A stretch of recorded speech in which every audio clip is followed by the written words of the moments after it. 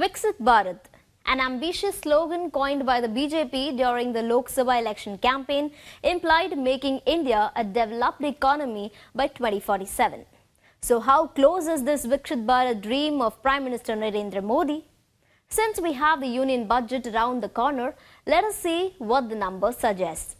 In 2014, when Narendra Modi took office as Prime Minister, India was grappling with sluggish growth, low investor sentiment and struggling banks burdened by poor asset quality. Fast forward a decade, and India has risen to become the world's fifth largest economy and Asia's third largest, with a GDP growth rate of 8.2% in FY24, outpacing other major economies. The banking sector has been strengthened. Forex reserves have hit a record high of over $650 billion and the fiscal deficit is under control. Yet, your average lunch thali is really costly. A big chunk of youth are unemployed. What does this suggest? The answer is the journey towards a developed India is complex and multifaceted, requiring a deeper look at several economic indicators in conjunction. Unemployment. Job creation remains a significant challenge.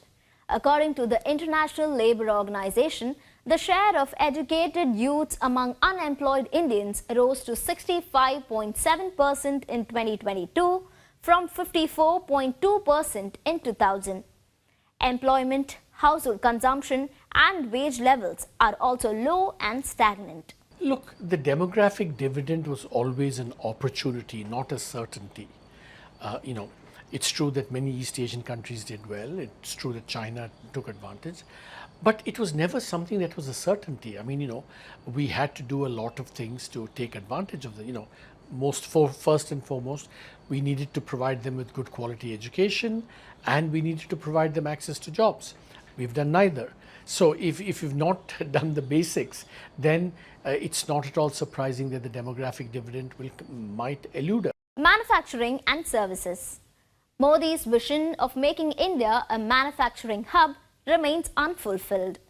Despite initiatives like Make in India and Atmanirbhar Bharat, manufacturing's share of GDP decreased to 13.35% in 2022 from 15.07% in 2014.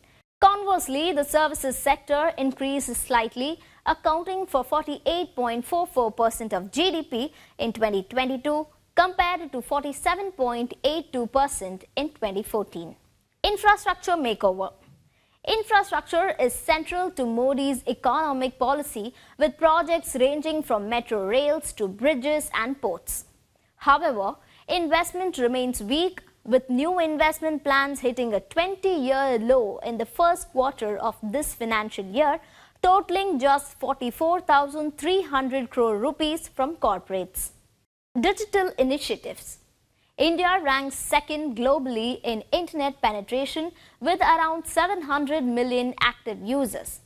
The Modi administration has capitalized on this digital surge effectively. Per capita GDP. Despite impressive overall GDP figures, per capita GDP tells a distressing story. The World Inequality Lab reports that wealth concentration in the richest 1% of the population is at its highest in 6 decades, with the richest citizens owing 40.1% of the country's wealth. Well, it is pretty complex to rule out any short conclusions about the Indian economy. However, experts believe the country is on track for relentless growth in the coming years, suggesting that the leverage is on India's side in various aspects. At the same time, there's a lot more for Modinomics to fix as it seeks to lay the foundation for India to become a high-income economy by 2047.